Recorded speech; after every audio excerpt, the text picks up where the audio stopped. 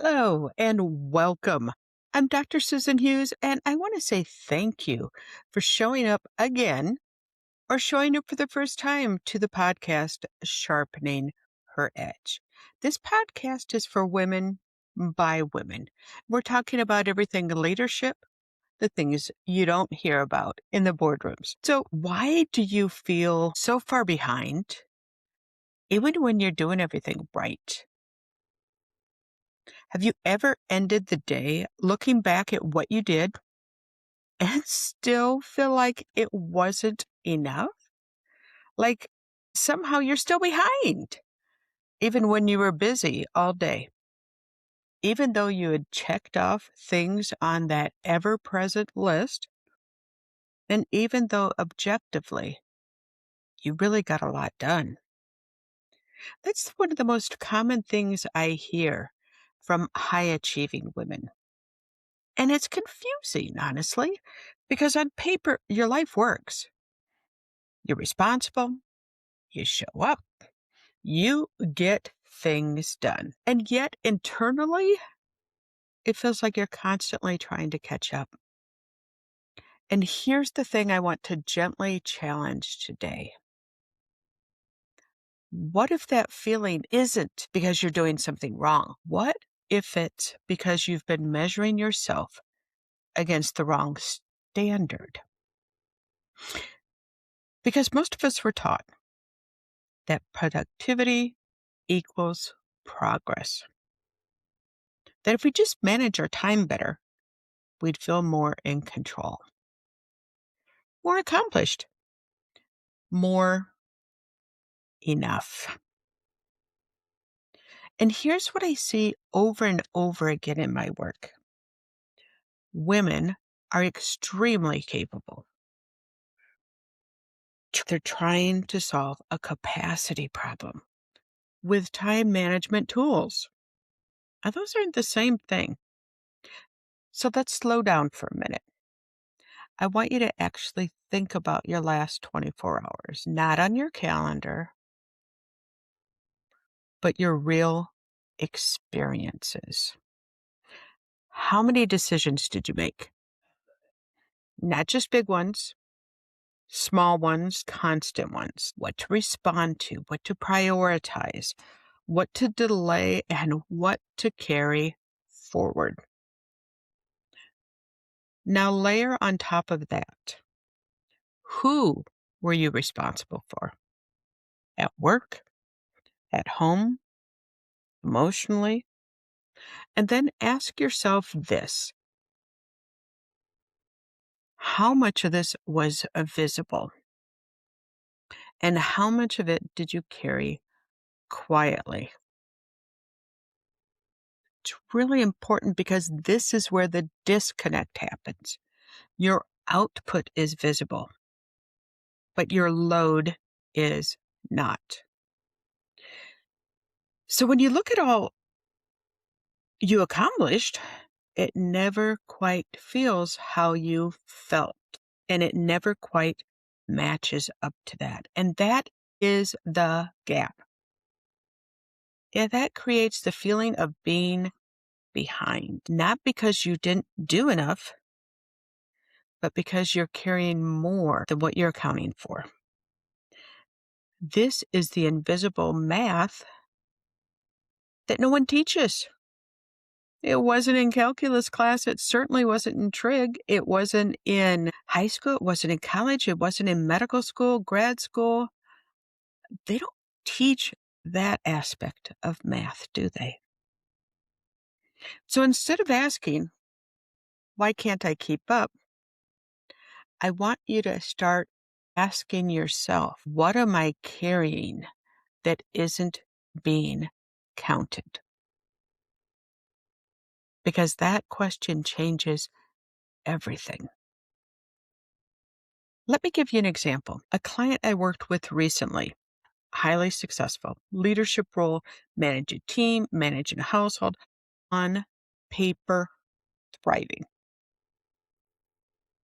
but internally exhausted, frustrated, constantly felt like she was dropping things, forgetting things. When we walked through her day, what we found wasn't inefficiency. We found overload. She wasn't disorganized. She was over capacity. And once she saw that, everything, everything shifted, not because we added more systems, but because we started removing what didn't need to be there. And this is when I want you to pause again. What are you still carrying? Out of habit, out of expectations, out of identity. Ooh, that's a tough one. Out of identity. Because high achieving women are very good at carrying things, even when it no longer makes sense. The longer you carry them, the heavier they feel. And of course, you feel behind. You're not just doing your work, you're carrying the weight of everything around it. And this is why time management will never solve this. Because you don't need to rearrange your time. You need to understand your capacity. Where's it going? What's draining it? What is actually necessary and what is not? And that starts with awareness, no judgment, not fixing, just seeing. It's simple, but it's very powerful because it gives you a clear view, a clear picture of where your time is actually going. But more importantly, where your energy is going. Once you see that, you can start making different decisions, not reactive ones, but those intentional ones that are so important. Here's the thing I know.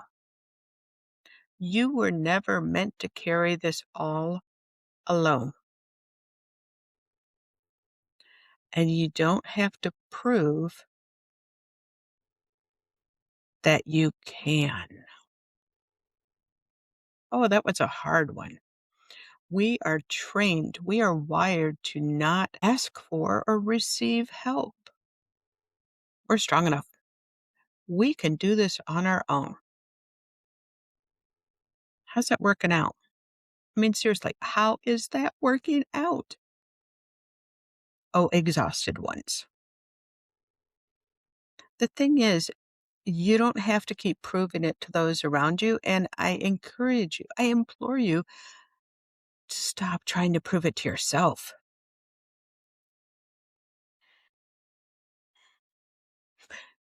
You're not behind.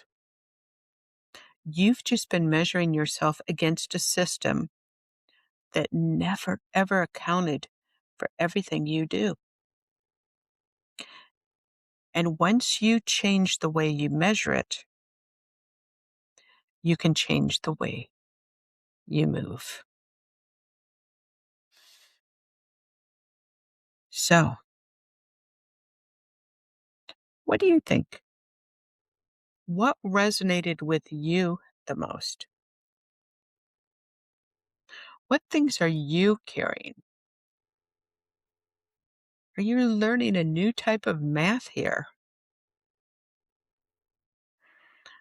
We're going to continue this conversation in subsequent episodes, but I really wanted to explain this in a little deeper level to help you understand the things that are so important, measuring those invisible loads.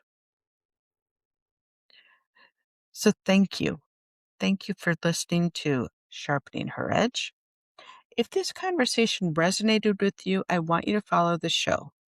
I want you to share it with other women who are also navigating their next chapters.